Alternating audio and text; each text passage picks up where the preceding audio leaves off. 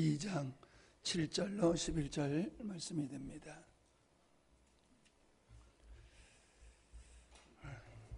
교독하시도록 합니다.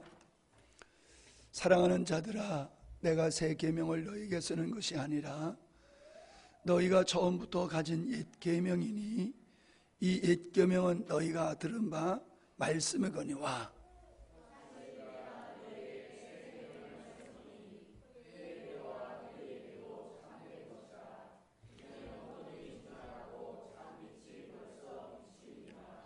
빛 가운데 있다 하면서 그 형제를 미워하는 자는 지금까지 어둠에 있는 자요.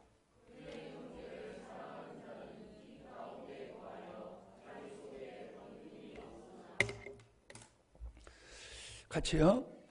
그 형제를 미워하는 자는 어둠에 있고 또 어둠에 행하며 갈 곳을 알지 못하나니 이는 그 어둠이 그의 눈을 멀게 하였음이라. 아멘. 모레 해졌다가 만나는 것 같은 느낌이 안 들어요. 근데 출타했다가 수요일날 이 말씀을 못 전하지 않을까 하는 안타까움을 있다가 와서 이렇게 같이 말씀을 나누고 만나면요, 그냥 더 반가워요. 이렇게 더 떨어져 있다가 만나는, 시간은 똑같은데 이게 떨어져 있다 만나는 느낌이 들고 반갑고 제가 그렇습니다. 잘 지내셨죠? 목소리가 좀 쉬었어요. 지난주에 기침 감기로 조금 힘들었더니 이제 또 가서 계속 교제하고 말씀 나누고 그러다 보니까는 목이 가가지고 좀 불편합니다. 참 하나님의 말씀은 너무 재밌고 은혜가 있고 축복이 있다 하는 생각을 늘 들어요. 사실 여러분 목사님이라고 해서 성경을 다 잘 알고 있는 거 아니잖아요. 이건 학문도 아니고 이건 주님이 사도들을 통해서 그 시대와 우리 시대에 주신 말씀이기 때문에 이거는 객관적이면서도 또 주관적인 성향이 있는 것이기 때문에 어떤 원칙이 있음에도 또 원칙이 없는 그런 말씀이에요. 그래서 어떤 말씀은 이렇게 부담이 되는, 잘 이해가 안 되는 그런 말씀도 이렇게 접하게 되는데, 그런 말씀을 이렇게 묵상하고 연구하다 보면 참 은혜가 더 될 때가 참 많습니다. 오늘 말씀이 그런 저에게 은혜를 주시는 말씀이에요. 자, 여기 말씀에 보면은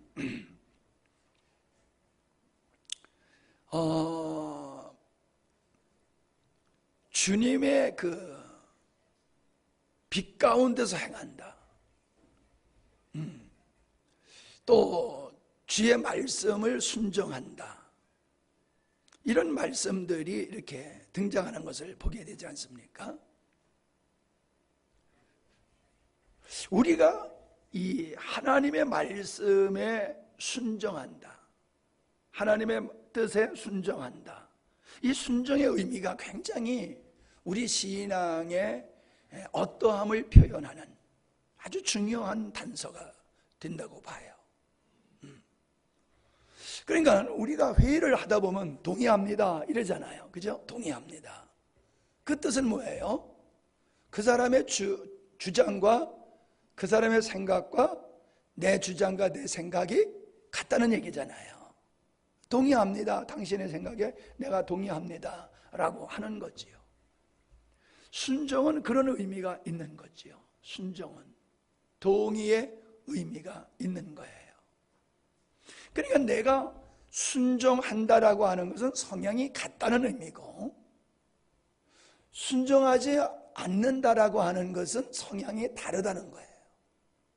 성향의 뜻이 다르다는 거예요. 동의를 못해. 나는 생각이 달라. 나는 그렇게 생각하지 않아. 다르다는 거예요.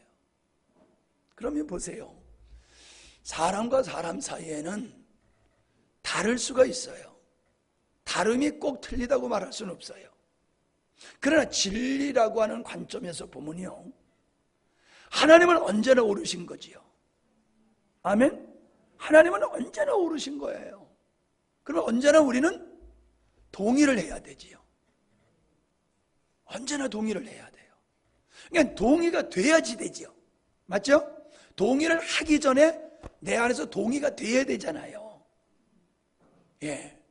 그러니까 내가 하나님 말씀 앞에 내가 동의를 하고 있다라고 하면 내가 지금 주님과의 좋은 관계에 있다는 거예요. 주님의 마음을 가지고 주님의 뜻 가운데서 주님과 아름다운 연합의 상태에서 내가 있다는 거예요. 그런데 내가 하나님의 말씀에 동의가 안 된다라고 하는 것은 지금 내가 뿌리가 주님께 있는 게 아니라 나에게 있거나 세상에 있다는 거지요. 그러니까 하나님의 말씀에 동의가 안 되는 거예요. 비록 머리는 맞아 라고 아멘 하지만 속에서는 근데 난 싫어, 난 그거 안 할 거야, 못해, 이렇게 거절하고 반항하게 되어지는 이런 현상들이 나타나는 거지요. 그러니까 이 계명을 지킨다라고 하는 이 말씀 앞에서 순종이라고 하는 이 단어를 놓고 우리의 신앙을 돌아볼 때에 내가 지금 정상적인 그리스도인의 믿음의 상태에 있는가, 정상적이지 못하는가라고 하는 이런 것을 우리가 진단하는 데 있어서의 아주 중요한 요소가 내가 하나님의 말씀 앞에 내가 동의가 되고 있느냐, 동의가 되지 않느냐라고 하는 것으로 우리가 시험해 보면 될 줄로 믿습니다. 순종은 또한 그 주권의 관계가 있는 거지요. 순종은 주권의 관계가 있는 거지요. 동일한 원리인데 몸은, 모든 지체는 머리에 절대적인 순종을 하게 되어 있어요. 지체가 머리에 순종하지 아니하는 것은 그건 신경에 어떤 문제가 심각하게 발생했다라고 하는 증거잖아요. 몸에 붙어있는 지체라고, 머리에 붙어있는 지체라고 하면 절대적인 순종을 할 수밖에 없는 게 정상이듯이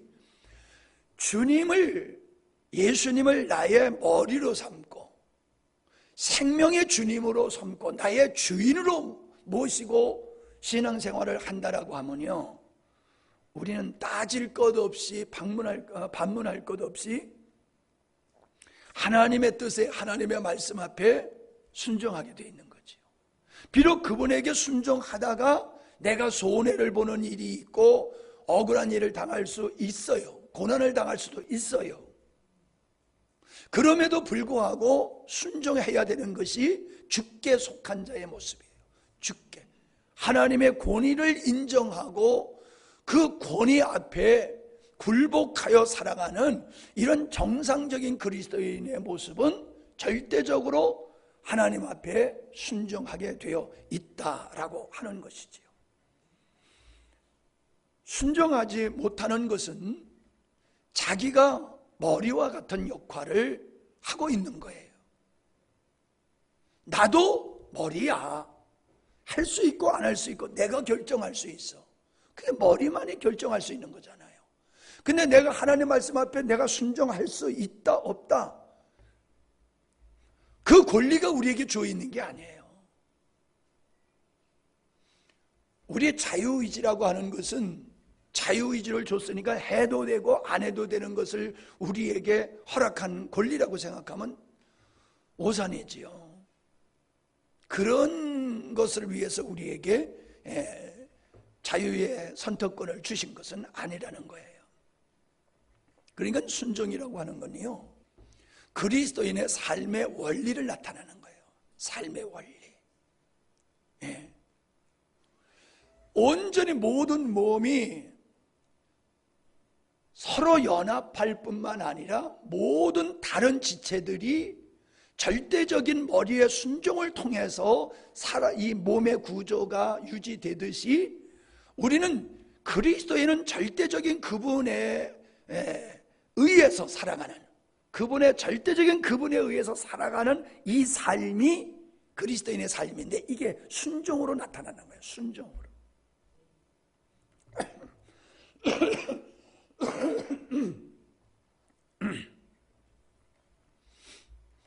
그러니까 순종은 믿음과 연관되는 거지요. 하나님에 대한 신뢰와 하나님에 대한 그 믿음이 있을 때에 순종은 나오게 되는 거지요. 성향이 같기 때문에 순종이 나오는 거지요. 그리스도인의 삶은 머리로 사는 삶이 아니라 순종으로 사는 것이 그리스도인의 삶이다. 결정하는 것은 머리이신 주님이 해야 되는 것이고, 순종은 몸된 우리가 하는 것이다. 그 결과는 하나님이 책임지실 거예요. 하나님이 책임지시는 거예요. 그 결과가 나에게 좋게 나타날 수도 있고 원치 않는 모습으로 나타나 있다 할지라도 하나님은 모든 걸 연합하여 선을 이루시는 하나님이시기 때문에 우리는 비록 상황에 맞지 않고 내 의사와 맞지 않는다 할지라도 우리는 순종하는 것이 맞는 줄 믿습니다. 또 순종은요, 하나님께 우리의 자신을 드리는 의미가 있어요. 하나님께 내 자신을 드리는. 그래서 로마서에 보면은 누구에게 순종하느냐에 달려서 그의 종이 된다, 그런 말씀을 하고 계시잖아요. 그러니까 하나님이 나를 축복하시고 하나님이 나를 통하여 뜻을 이루시고 하나님이 나를 통하여 영광을 받으시려고 하면은 순종을 해야 돼요. 나를 드려야 되는 거예요, 그분에게. 그러니까 내가 늘 얘기를 합니다마는 우리가 기도한다고 기도대로 절대로 응답이 이루어지지 않습니다. 뭐를 기도와 더불어 뭐가 이루어져야 되냐면 나를 주님의 손에 올려드려야지 돼요. 나를 올려드리는 그 기도가 응답이 이루어질 수 있는 거지요. 나를 드리지 아니하고 내가 내 인생을 주관적으로 살아가면서 나의 삶을 하나님 멋지게 만들어주세요, 훌륭하게 만들어주세요, 복되게 만들어주세요, 아무리 기도해도 그거는 역사가 일어나질 않아요. 나에 대한 주권을 포기하고 나를 주님의 손에 올려드려서 살든지 죽든지 주님 알아서 하세요, 그렇게 주님께 올려드리고 우리가 순종하게 되어졌을 때에 하나님이 비로소 우리의 삶을 붙드시고 당신의 작품으로 인도하시더라, 역사하시더라. 제가 요즘 참 재미있어요. 사는 게 재미있어요. 과거와는 제가 좀 달라진 것이 몇 가지가 이렇게 내면에 제가 있으면서 누구를 대하든지 요즘은 부정적인 부분은 아주 이렇게 적게 보여요. 그리고 그 사람의 귀하고 아름다움과 그분 안에 그리스도가 계시다라고 하는 것이 크게 보여요. 그냥 누굴 보든지 내가 대하는 자세가요, 그를 대하는 자세가 존귀하게 대하는 자세가 있어요. 존귀하게 대하고 귀하게 대하고 존중하는 이런 마음이 있고, 그거 말하면은 이렇게 열심히 경청하고 이런 그 생활이 이렇게 새롭게 더 발전되어 있거든요. 그리고 하나님, 내가 하고 싶은 말 하지 않게 하시고 주님이 하고 싶은 말씀을 하게 해주세요. 설교할 때도 마찬가지, 누구하고 대화할 때도 마찬가지, 내가 하고 싶은 말이 있어요. 근데 하나님, 그거 말고 하나님이 하고 싶은 말씀, 저가 꼭 들어야 될 말씀, 그걸 하게 해주세요. 내가 하고 싶은 말을 하지 말고. 그랬더니요, 주님께서 훨씬 과거와는 달리 대화 속에 역사하시고 말씀의 은혜가 되게 하시고 나의 삶을 보다도 더 아름다운 가치 있는 영향력 미치고 사람을 섬길 수 있는 그런 삶으로 하나님이 내 가운데서 역사를 하시는 것을 현격한 차이로 느끼고 있어요. 그래서 내가 내 인생을 주장하면서 살면은 하나님께서 나를 통하여 역사하실 수가 없더라는 거예요. 정말 나를 포기하고 그냥 주님의 도구로서만 쓰이기를 정말로 원하고 주님 앞에 나를 올려드리고 어떤 자리에서든지 그래서 주님이 원하시는 말씀을 하기를 원하고 주님이 하길 원하는 그런 일에만 관심을 갖고 힘을 썼더니 하나님께서 훨씬 과거와는 달리 더 놀랍게 일하고 역사하시는 것을 제가 경험하고 있습니다. 얼마나 감사한지 몰라요. 제가 지금 순종은 우리의 신앙의 본질이고 삶의 믿음의 생활의 방식이고 하나님과의 관계적인 측면에서 말씀을 드렸어요. 자, 지난 시간에도 말씀을 드렸지만은 계명을 지킨다라고 하는 것은 그리스도를 안다, 주를 안다라고 하는 전제 속에서 이루어지는 것이다 라는 말씀을 드렸습니다. 우리가 순종이라고 하는 것은 믿음을 통해서 순종이 발생하는 거란 말이죠. 믿음이 없는데 어떻게 순종을 해요? 믿음이 있으니까 순종을 하죠. 근데 우리가 주님이 말씀하실 때에 말도 안 되는 말씀 앞에 우리가 순종을 할 수 있느냐? 그건 이성으로 하려면 안 되는 거예요. 신뢰 속에서 돼야 되는 거예요. 우리가 여러분 자녀들에게 무엇인가를 우리가 이야기할 때에 아이들이 그게 이해가 된다면 순종하기를 여러분 바라세요? 안 되는 거잖아요. 어떤 아이에게 무엇을 얘기하고 요구할 때는 아이들이 다 이해가 안 되는 거예요. 근데 뭔 분명히 아느냐 하면은 엄마 아빠가 나를 사랑한다. 엄마 아빠가 나에게 어떤 말씀을 하시는 것은 나에게 해가 되는 게 아니고 다 나에게 축복이 되는 거다라는 믿음이 있지요. 있지요? 예. 애들 약 먹일 때 울면서 먹어도 먹잖아요. 그죠? 이게 독약이라고 생각하면 먹겠어요? 죽어도 안 먹지. 쓴 거지만은, 쓰지만은, 이거는 나의 건강을 위해서 엄마가 먹으라 그러는 거야. 그러니까 울면서도 먹는단 말이에요. 신뢰. 그러니까 우리는 하나님의 말씀에 순종하는 데 있어서는요, 하나님을 이해하고 순종하려고 그러면요, 이거 어려워요. 근데 하나님의 그 지혜와 능력 이런 걸 다 이해를 못해도 하나님은 나를 사랑하신다. 하나님은 선하신 분이다. 하나님은 의로우신 분이다.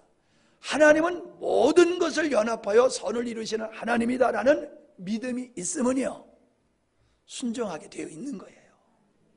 그 믿음이 우리의 순종을 만들어내는 거예요. 사실 11조를 한다라고 하는 거요, 그거 쉬운 거 아니거든요. 엄청 어려운 거예요. 그 11조를 한다는 게요. 근데 11조를 하는 그런 게 어디서 나와요? 하나님에 대한 믿음에서 11조를 행할 수 있는 순종이 나오는 거예요. 그 믿음이 없으면 못해요. 아무리 하려도 못해요. 근데 하는 경우도 있어요. 어떤 경우 데려주고 말로 받으려고 하는 그런 마음을 가진 사람, 또 믿음 없어도 하긴 해요. 그건 주님이 원하시는 게 아니지요. 그래서 성도의 순종이라고 하는 것은 내가 인격적으로 하나님을 아는 이 연합의 상태에서 내가 그분을 깊게 크게 신뢰하는 그 토양에서 순종이 나오는 것이다. 근데 여기 말씀에도 보면 진리가 그 안에 있지 아니하면은 4절이잖아요. 계명대로 서로 사랑할 계명을 지키지 아니하는 것은 진리가 그 속에 있지 않다 그랬는데, 사실 진리가 뭐냐 하면 예수님이 그러셨잖아요. 내가 길이요 진리요 생명이다. 예수님 자신이 길이에요. 예수님 자신이 진리예요. 예수님 자신이 사랑이에요. 그러니까 베드로후서 5장 14절에 보면 주의 사랑이 나를 강권하시는도다 라고 말씀하고 있단 말이죠. 자, 우리가 잘 아는 말씀이지만 오래간만에 한번 찾아보십시다. 고린도 후서 3장 13장 사랑장이죠.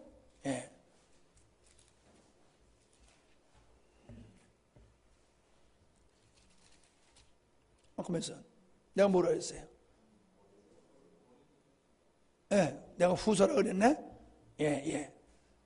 번지스를 잘못 얘기했네.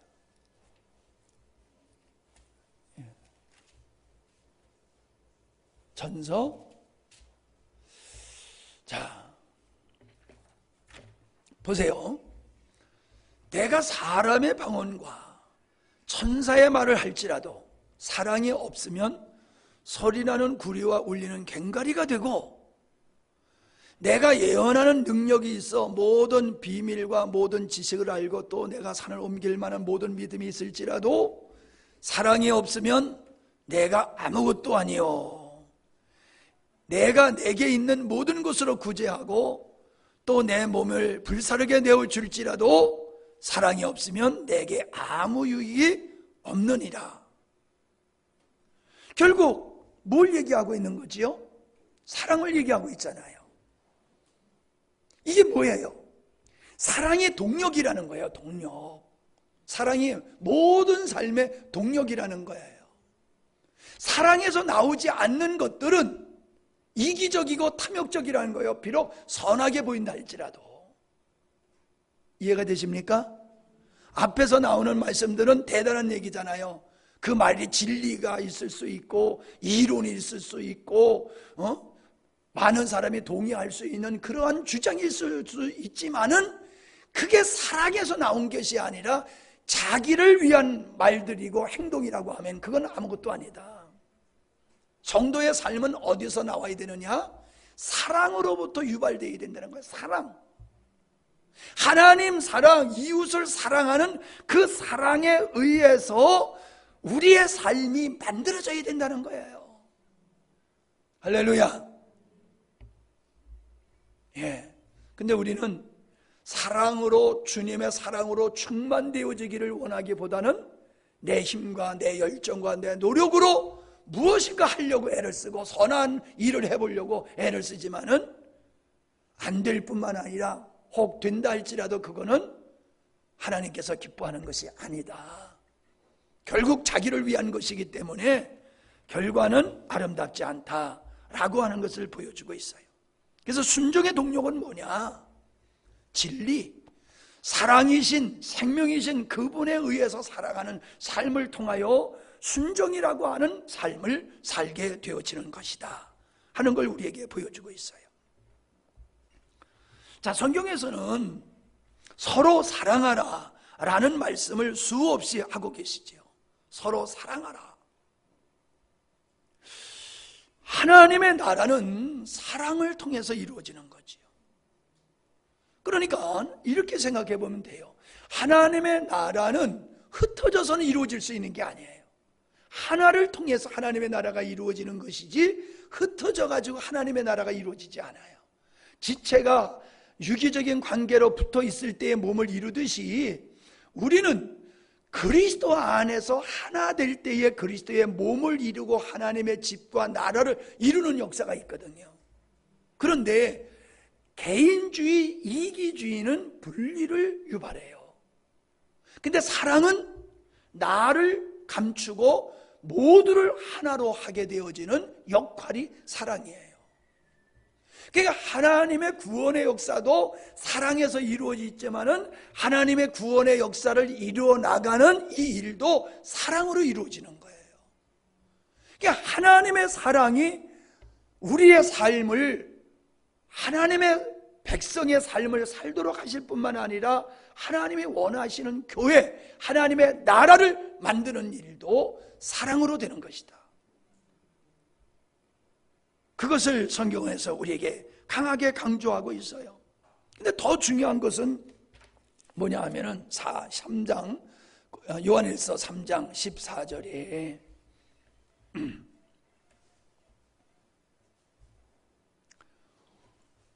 13절 14절 형제들아 세상이 너희를 미워하여도 이상히 여기지 말라.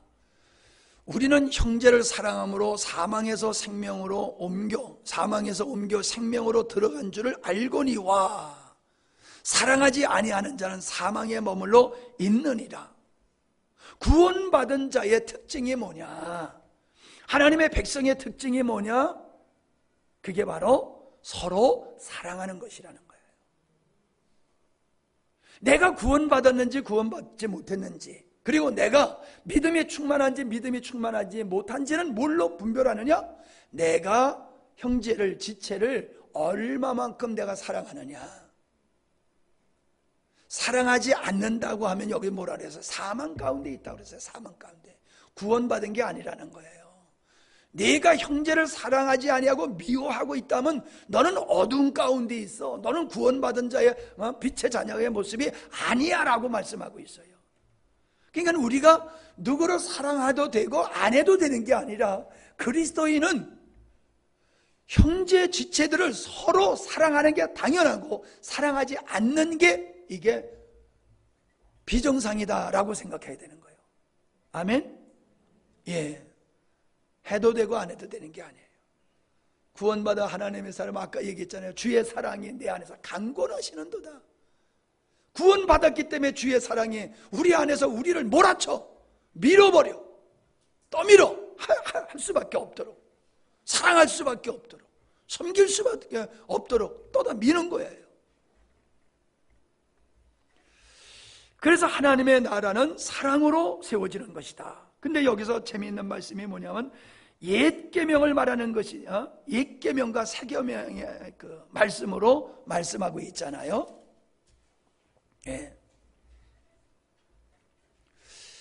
8절, 2장 8절, 다시 내가 너에게 새 계명을 쓰노니, 7절에서는 옛 계명을 얘기했고 8절에서는 새 계명이라고 얘기했어요. 근데 내용은 똑같은 내용이잖아요.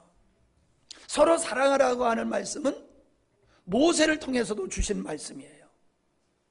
근데 주님이 또 하신 말씀이에요. 근데 지금 사도 바울이 내가 다시 너희들에게 새 계명으로 사랑하라고 한다. 우리는 하다가 때려치는 경우가 있죠. 그죠?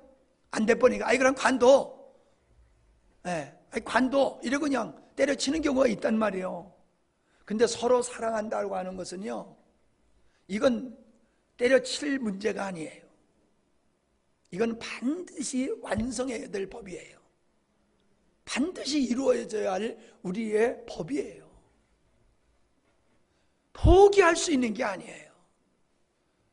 전 시대가 실패했고 내가 지금 살아온 삶에서 서로 사랑하라고 하는 것을 내가 실패했어. 그러니까 안 돼 하고 포기할 수 있는 상황이 아니라는 거예요. 반드시 과거에 실패했어도, 지난날에 실패했어도 오늘의 미래에서 반드시 이루고 성취해야 될 것이 서로 사랑하는 것이라는 거예요. 그 속에서 내가 하나님의 나라를 이루고 하나님의 은혜를 입을 수 있는 거예요. 하나님의 은혜는 사랑하는 삶, 서로 사랑하는 삶 속에서 하나님의 은혜를 누리게 되어 있지요. 미워하면서 하나님의 은혜를 누리는 법은 없어요. 아멘이지요. 하나님의 은혜는 사랑하는 현장에서 은혜를 누리게 되어 있어요. 이유 불문하고, 예, 내가 용서할 때에, 사랑이잖아요. 내가 용서할 때에 내가 은혜를 입은 거예요. 내가 용서를 안 해보세요. 속에서 분노가 있고 미움이 있고 증오가 있는데 그게 무슨 은혜고 축복이에요. 저주지요. 사망이지요.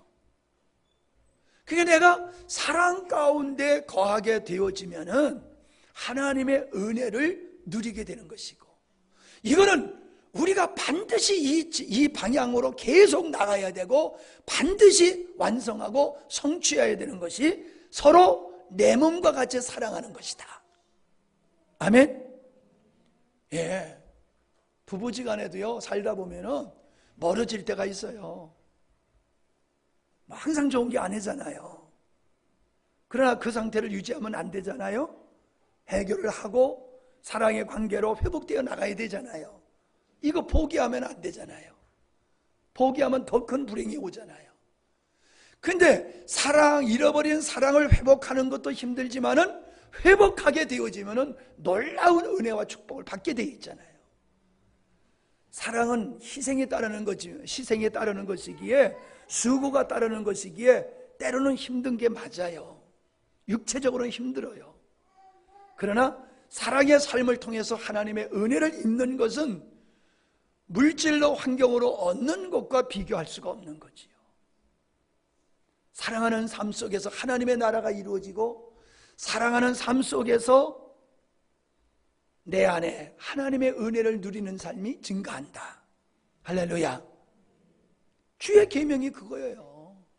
주님이 우리에게 너 순종해 라고 주신 말씀이 여러 말씀인 것 같지만 사실 하나로 집약하면은 하나님 목숨 다하여 사랑하고 이웃을 네 몸과 같이 사랑해. 얼마나 단순해요. 그러면은 하나님의 나라가 이루어지고 은혜 가운데 살고 주님의 아주 멋진 작품이 되는 것을 믿으시기 바랍니다. 우리는 그러한 삶을 살면서 이런 걸 우리가 사람들이 봐야 돼요. 주변의 사람들이. 그래서 그분들이 우리의 이런 삶을 보고 하나님을 보게 되는 거예요. 진리를 보게 되는 거예요. 말로 해가지고 안 돼요. 그냥 우리의 삶으로 보여줘야 되는 거지요. 사랑의 삶을 통해서요. 우리는 마태복음 28장의 마지막 절에 뭐라고 그랬습니까? 모든 족속을 제자로 삼아 아버지와 아들과 성령의 이름으로 세례를 주고 내가 너에게 분부한 것을 가르쳐 지키게 하라 그랬잖아요. 여러분, 가르친다라고 하는 것이 무엇을 말씀하신 것이고 지키라고 하는 것이 무엇을 말씀하시겠어요? 일일이 주님이 하신 말씀을 다 거론할 수도 있지만은 주님이 가르쳐 주신 말씀을 하나로 집약한다고 그러면 뭐가 세요? 사랑하라요. 내가 너에게 가르친 것을, 분부한 것을 너희들이 가르쳐라. 뭘? 사랑하라. 사랑하라는 걸 가르쳐라. 그리고 그들이 어떻게 하라? 지키게 하라. 사랑하는 걸 말로만 사랑하는 게 아니라 진짜 나를 희생해서 그를 살리는 이런 사랑의 삶을 살도록 하라라고 주님은 제자들에게 말씀하셨다는 거예요. 여러분, 우리가 살아가면서요, 환경적으로 여러 가지로 좀 부족하도요, 사랑이 있는 집은요 행복해요. 근데 아무리 많이 부유하다고 환경이 좋다 할지라도요, 사랑이 없는 집은 사막과 같은 거예요. 그러니까 우리가 다른 건 다 잃어버려도 사랑의 마음만 상실하지 아니하면은 천국을 유지하는 줄로 믿습니다. 내 마음속에 누군가를 내가 사랑하며 살 수 있는 이 주님의 마음을 가지고 내가 산다라고 하면은 그것이 천국이고 그를 통하여 천국이 확대될 수 있음을 믿습니다. 다른 사람이 나를 사랑하게 해주기를 바라는 건 사랑이 아니에요. 내가 그냥 너를 섬기는 거지요. 그 사랑을 통해서 하나님의 나라가 이루어지는 것이다. 그걸 마음속에 꼭 간직하시기 바랍니다. 자, 우리가 구절을 보면은 빛 가운데 있다 하면서 그 형제를 미워하는 자는 이런 말씀을 하고 있어요. 그 사람은 지금까지 어둠에 있는 자다. 자, 빛 가운데 있는 자가 나오고 어둠에 있는 자가 나와요. 빛 가운데 있는 자라면 어떤 사람이요? 사랑하는 사람, 계명을 지키는 사랑의 삶을 살아가는 사람이 빛 가운데 있는 자야. 어둠 가운데 있는 사람은 어떤 사람이야? 말은 아주 번지질이 할지 모르지만 형제를 사랑하지 않는 사람은 어둠에 속한 사람이야. 아주 이렇게 단호하게 말씀을 하고 있다는 거지요. 자, 보세요. 빛과 어둠이 공존할 수 있습니까? 사망과 생명이 공존할 수 있습니까? 사랑과 미움이 공존할 수 없는 거예요. 우리 그리스도인의 마음에는 오직 빛에 속한 것들로만 있어야 되는 거예요. 하나님은 빛이다라고 하는 것은 하나님께는 어둠에 속한 게 없다는 거예요. 그분에게는 어둠에 속한 게 없어요. 그러니까 너희도 세상의 빛이라고 말씀하셨으니 우리도 이 세상에서 살아갈 때에 우리에게 어둠이 있어서는 안 되는 거지요. 그 어둠이 뭐예요? 한마디로 여기서 말씀은 미워하는 것이라고 얘기하고 있어요. 미워하는 거. 미워하는 게 어둠이야. 미움, 증오, 혐오스럽게 생각하는 거지. 다른 사람을 정죄하고 혐오하고 미워하고 증오하는 것, 이것은 어둠에 속한 사람의 아주 전형적인 특징이다라고 말씀하고 있는 거예요. 우리는 그런 내 상태를 변명하지요. 이유를 대지요. 나는 그럴 수밖에 없어. 저 사람이 저렇게 해서 그런 거지 뭐 내가 잘못한 거야. 원래 나는 부드러운 남자인데 자꾸 깐족거리니까 내가 그러지. 나도 자주 그래요. 사모님한테 지난번에 내가 조금 그랬더니 왜 그렇게 정신없게 그냥 자꾸 그러냐고 내가 짜증을 냈더니 그냥 아무 말도 안 하고 가만히 있더라고요. 저 양반이 지금 마음이 상했구나. 마음 상했어? 그랬더니 삭히느라고 그래. 예.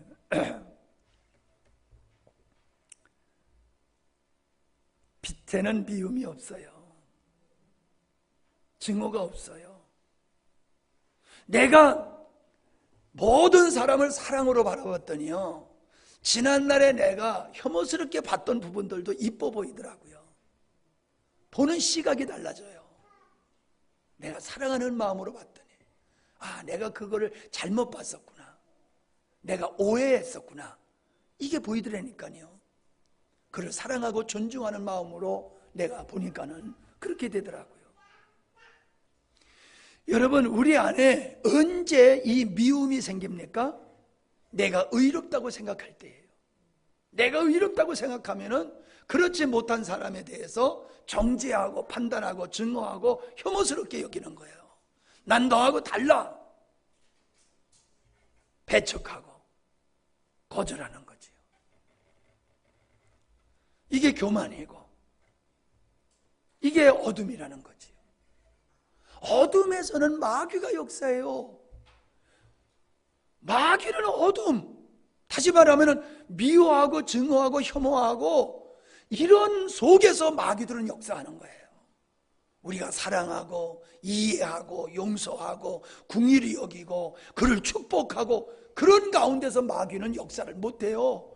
빛 가운데서 그런 어둠의 역사는 할 수가 없어요.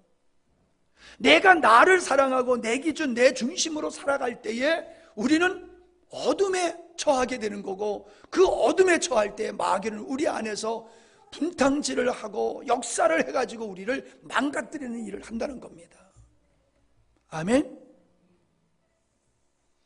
우리에게는 타락한 옛사람의 성향이 있어서 사람들을 좋게 보는 성향이 없어요. 그냥 어떻게든지 갉아내리고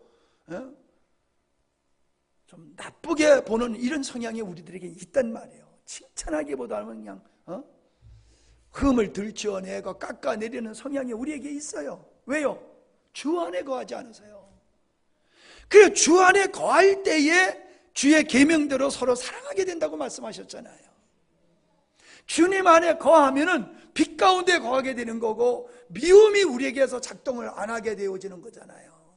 그러니까 사랑으로 모든 사람을 대하게 될 때에 주님이 그를 통하여 일하고 역사하시는 줄로 믿습니다. 형제를 미워하는 것이 어두운 가운데 있다는 증거고요. 내가 어두운 가운데 있을 때는 스스로 하나님과의 은혜의 이 줄을 끊는 것이 되어집니다. 아까 그랬잖아요. 우리가 사랑하는 삶 속에 있을 때 은혜를 입는다고요. 아멘? 우리가 누군가를 사랑하는 삶을 살고 있을 때에 하나님의 은혜를 입는다고 말씀드렸잖아요. 그러니까 내가 형제를 미워하고 있을 때는 은혜를 못 받아요. 차단이 되는 거예요. 차단. 하나님이 물이 흐르는 걸 막아보려면 물이 한 방울도 안 흐르듯이 하나님의 은혜는 내가 사랑의 삶, 빛 가운데 거할 때에 하나님의 은혜가 흐르는데, 내가 누군가를 미워하고 있으면요, 은혜가 차단되는 거예요. 여러분, 이거 정말 중요한 말씀입니다. 여러분의 영혼이 뭔가 컬컬하고 여러분의 영혼이 뭔가 답답하고 메마른 것과 같다라고 하면요, 여러분은 지금 어둠 가운데 있는 거예요. 누군가를 미워하고 누군가를 증오하고 어떤 거를 그렇게 하고 있어요. 그래서 하나님의 은혜가 차단되는 거예요. 마귀가 얼마나 좋아하겠어요. 그래서 우리는 이 어두운 가운데 있는 이 미워하는 삶은 그리스도인의 삶이 아니다. 하나님의 임재를 가로막고 하나님의 축복을 가로막고 형제 가운데의 아름다운 영적 교제를 가로막는 것이 미움이다 라고 하는 것을 깊이 우리가 생각을 해야 될 줄 믿습니다. 11절을 보세요. 그의 형제를 미워하는 자는 어둠에 있고, 그 다음에 뭐라 그랬어요? 어둠에 행하며. 어둠에 내 마음이 점령당하면은 그의 삶은 어둠의 삶을 만들어낼 수밖에 없는 거예요. 사람은 마음에 있는 것을 말하고 마음에 있는 것을 살아내게 되잖아요. 그래서 내 마음이 어둠에 사로잡히면은 우리의 삶이 미움과 증오와 불만, 불평으로 내 마음이 어둠에 사로잡히면요, 나의 삶이 그거를 삶으로 실현해내는 이러한 짜증을 부리고 원망하고 책임을 돌리고 이러한 삶을 살아감으로 하나됨을 깨게 되어지는 이런 역사가 일어나는 거지요. 교회가 왜 하나 되지 못합니까? 교회는 나누어질 수가 없는 거예요. 근데 교회들이 왜 이렇게 나눠집니까? 어두운 가운데 있기 때문에 그런 거예요. 어두운 가운데. 자기들 나름대로는 빛 가운데 있다고 주장하려지만은 열매가 말해주잖아요. 열매가 분열로 있다는 것은 그들의 중심이 어둠에 속하여 있기 때문에 나누는 삶을 살고 있다, 나누어지는 삶을 살고 있다라고 하는 것을 우리가 알게 되어지는 것이지요. 어둠에 행하며, 그 다음에 뭐라 했어요? 갈 곳을 알지 못한다. 방향성을 못 찾는 거잖아요. 행해야 할 일들을 모르는 거잖아요. 목적을 상실하고 행할 바를 모르는 이 영적 방황한 상태가 어디서 나오냐면 영적 어둠에서 나오는 거예요. 영적인 분별력이 있으면은 영적 시각이 생겨요. 영적 시각이 생기고 영적 감각이 생겨요. 믿음이 충만할수록 영적 시각, 영적 감각이 이게 증가가 돼요. 그러면은 그 시각과 감각에 의해서 내가 성경에 어디에 그런 게 기록되어 있는지는 몰라도 그냥 그게 싫어지고 하고 싶은 것이 생기는 겁니다. 아멘? 이러면 안 되지. 이런 감각이 와요. 아, 저거야. 시각이 와요. 근데 봐도 흑인지 백인지 몰라. 내가 지금 하고 있는 게 하나님이 기뻐하는 것인지 기뻐하지 않는 것인지 내가 몰라. 그건 묻어져 있는 영적인 소경과 같기 때문에 그런 거예요. 그거 그랬잖아요. 11절 뒤에 보는 말 있어요. 이는 그 어둠이 그의 눈을 멀게 하였습니다. 내가 어두운 가운데 있게 되면 영적으로 분별력을 상실한다는 거예요. 영적으로 분별력을 상실해. 그래서 이게 하나님이 기뻐하는 것인지 기뻐하지 않는 것인지를 모른다는 거예요. 좌충우동하는 거지요. 네. 그래서 많은 사람이 이단에 미혹되어져 가는 일이 왜 벌어지느냐라고 하면은 그가 빛을 사랑하는 게 아니라 어둠을 사랑하고 어두운 가운데 있기 때문에 진리가 없기 때문에 분별력이 없고, 분별력이 없다 보니까는 미혹되고 넘어지게 되어지더라 라고 하는 것을 우리가 알게 되어집니다. 참, 저는 오늘 수요일 날 와서 여러분과 이 수요일 예배 드리는 게 얼마나 나에게 은혜가 되고 축복되는지 몰라요. 여러분, 밥 한 끼 안 하면 참 좋죠? 그죠?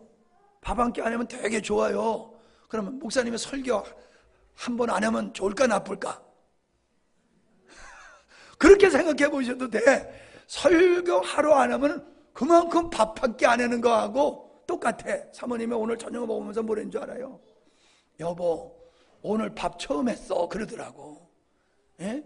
월요일부터 여태 밥 한 번도 안 해고 먹고 살았대. 신기해. 예. 그랬지는 거예요. 그 전에 나 목사님 때문에 먹고 살아요 그러더라고. 뭔 얘기야 그랬더니 목사님 없으면 밥 안 해 먹고 산대.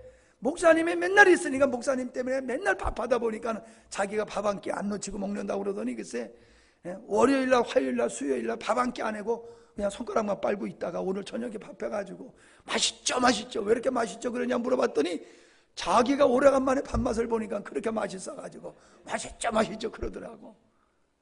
사실 목사님들이 설교가 부담이 있어요. 그래서 한 번 안 하면은 좀 이렇게 자유하는 게 있어요. 그건 뭐 사실 있어요. 근데요, 자유하는 그것도 있지만은요, 하나님의 은혜를 내가 먼저 입고 하나님의 은혜를 입은 마음을 가지고 이 은혜를 나누는 게 얼마나 행복한지 몰라요. 밥 해놓고 식구들이 맛있다 맛있다 먹으면 기분 좋지요. 그죠? 안 그래? 목사님도 똑같아요. 그냥 은혜를 입고 이 말씀 우리 성도들하고 나눠야지 막 기대하는데 오늘 우리 은정자매도 딱 오니까 이야 기분이 그냥 목사님이 그냥 좋은 거야. 식구들이 맛있게 먹으면 막 기분이 좋듯이 성도들이 그냥 말씀을 먹는 거 보면요 그렇게 기분이 좋은 거예요. 그래서 내가 오늘 그냥 오늘 수요일날 힘들게 와가지고 같이 또 이렇게 말씀을 나누니까 얼마나 내가 기분이 좋은지 몰라. 여러분도 그냥 말씀 먹는 재미가 있어야 될 줄 믿습니다. 이게 증거가 됐으면 좋겠어. 그래서 다 그냥 100% 수요일도 우리 성도들 100% 뭐 사실 어렵지요. 직장 여러 가지 일 때문에 100% 나온다는 건 어렵지만은 그러나 가급적이면은 힘들어도 나와서 우리가 하나님 앞에 찬양 드리고 말씀으로 힘을 얻고 그래서 세상을 이기는 자로 그리고 하나님의 나라를 이루기 위해서 내 삶이 천국을 만드는 삶, 그 천국의 삶이 될 수 있기를 바랍니다. 아멘. 그리고요, 웬만하면 우리 아이들도 다 데리고 나오셔야 돼요. 어릴 때부터 하여튼 뭐 예배 시간에는 그냥 어떤 예배든지 아이들한테 다 참여하도록 이걸 만들어 버려야 돼요. 거룩한 습성을 드려야 돼. 거룩한 습성을 드려야 돼. 우리 교회는 없는 것도 많고 있는 것도 많아요. 다른 교회 없는 것도 있는 게 많고 다른 교회에 있는 게 있는데 우리 교회는 또 없는 것도 많고 그런데 우리 교회만이 가질 수 있는 아름다움을 계속 만들어 나가야 될 줄로 믿습니다. 기도합니다. 하나님, 요한일서의 말씀을 접하면서 참 많은 은혜를 저희들이 나누고 있습니다.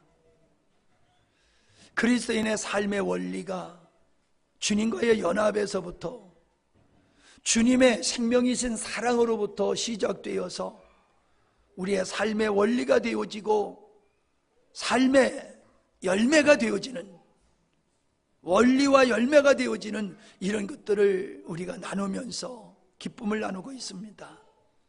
하나님, 우리가 하나님의 말씀에 그냥 순종이 되고 동의가 될 수 있는 자리에 늘 있기를 원합니다.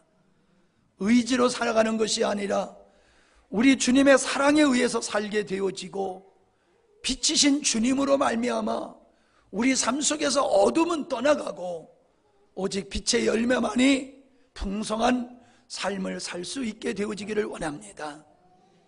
우리의 자신을 살펴보기를 원합니다. 내가 어둠 가운데 있는지 빛 가운데 있는지, 빛 가운데 열매가 무엇이며 어두운 가운데 있을 때에 그 결과가 얼마나 불행하고 끔찍한 것인지를 우리가 명확하게 볼 수 있기를 원합니다. 그래서 하나님, 주님이 우리를 사랑하셔서 자녀를 삼으시고 자녀들은 우리의 삶 속에 하나님의 영광에 참여케 하시는 이 은혜가 우리 모두의 삶 속에서 온전히 실현되어지기를 원합니다. 우리 하나님, 갈수록 우리의 삶 속에 주의 사랑이 넘치게 하여 주시옵소서. 주님의 따뜻한 사랑의 가슴으로 살아가는 우리의 삶이 되게 하여 주시옵소서. 수요일 하나님, 하루 종일 삶의 터전에서 일하고 피곤하고 지친 몸을 가지고 이렇게 나와서 하나님을 예배하며 말씀의 교제를 나누는 우리 모든 믿음의 식구들 위해 은혜의 은혜를 더하셔서 참으로 부어주시는 은혜가 감당할 수 없을 만큼 충만케 하시고 우리의 삶이 하나님의 은혜가 충만한 삶이 흘러넘쳐서 많은 사람들 또 살려내는 이 복된 삶이 되게 해주시어서 아브라함을 복의 근원으로 삼으셨던 것과 같이 오늘 이 시대에 하나님께서 우리를 복의 근원으로 삼으셔서 하나님의 뜻을 이루시기를 간구합니다. 평안케 하옵소서. 예수님의 이름으로 간절히 기도하옵나이다. 아멘.